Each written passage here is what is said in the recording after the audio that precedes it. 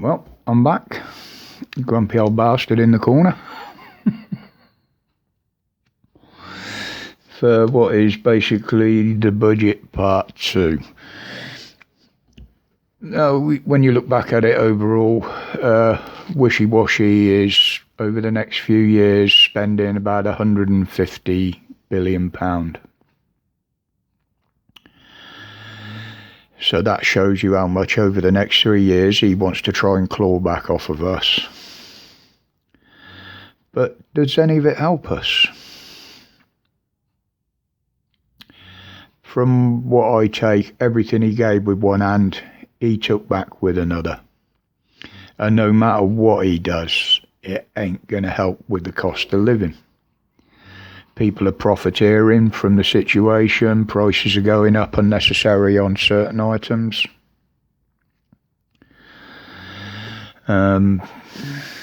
Funny how there was never a shortage of these items, or the prices didn't need to go up through anything that's been going on, and now all of a sudden, bump, sky high. And he left out of yesterday's little speech that packet of cigs was going to go up to about 14 quid, didn't he? Didn't release that until late night, last night. But don't worry me, mate, I smoke tobacco. Rollies.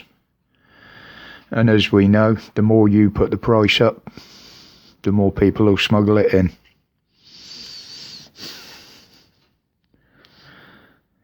You're just creating crime. If you didn't tax it so much to death, people wouldn't need to smuggle it because it wouldn't be worth it financially, but you actually make it worth it. So you're creating crime. And now we get on to the NHS. 6 billion to sort out the backlog in patients waiting for treatment, waiting to be seen, waiting to be tested, scanned, whatever. And they're saying they're going to do this with this 6 billion. They're going to build, 14 new hospitals? Lots of new equipment.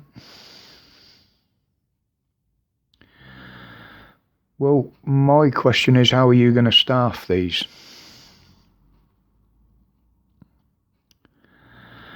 Because the NHS are losing staff left, right and centre because of the way they're being treated. You're proposing to bring in a mandate. So those NHS staff that don't get the 1+1 plus the Brucey bonus, they'll be out on their ear. So what's going to happen? Are these new hospitals going to be stood empty, soaking up money and a waste of money, just like the Nightingale hospitals were?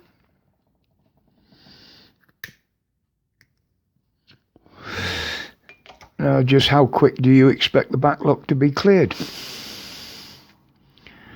Because we all know it takes years and years to build new hospitals, even extend hospitals. It just don't make sense. I said months and months and months ago that many, many people will be lost, not through any virus or of any virus. These are perfectly normal people, but they will be lost because of decisions that have been made during the pandemic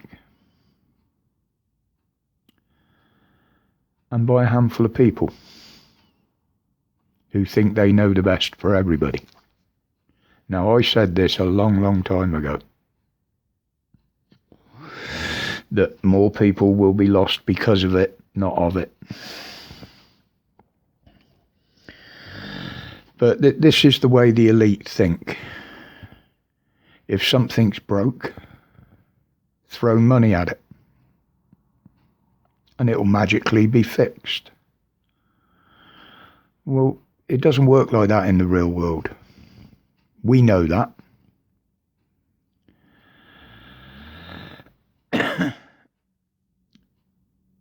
The system now in the NHS is so weak. And if you've got a hole in it or a leak, you plug that leak and it just creates another one somewhere else. And the NHS have got lots of holes and leaks. It's no longer fit for purpose, and in my opinion, and I know many more will agree, it needs a complete overhaul and reform. That's the only way this is going to get fixed. But on a budget, on a whole, it was on par with every other one we've heard, no matter what government. The poor will get poorer, the rich and elite will get richer. Everyone. It doesn't matter who's in power. And we still haven't had a statement on HS2 yet.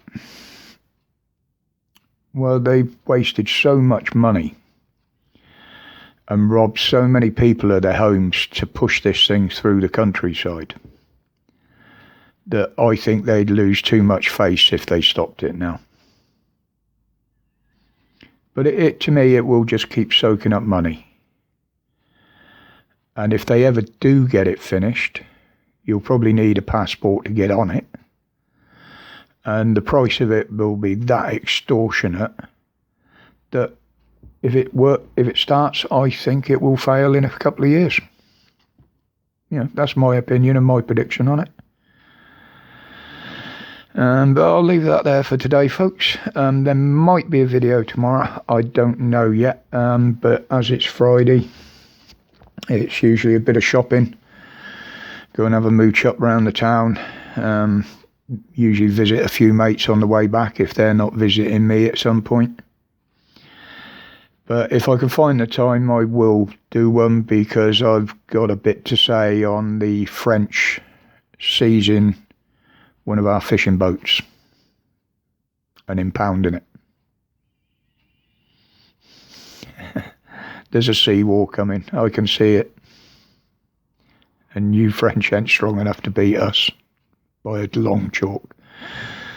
But anyway, being as I got it wrong the last time round, till the next time, people, thank you very much for your support. Thank you very much for watching.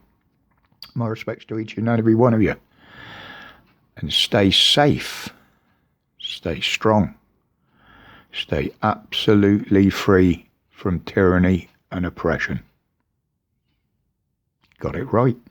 I'm gone.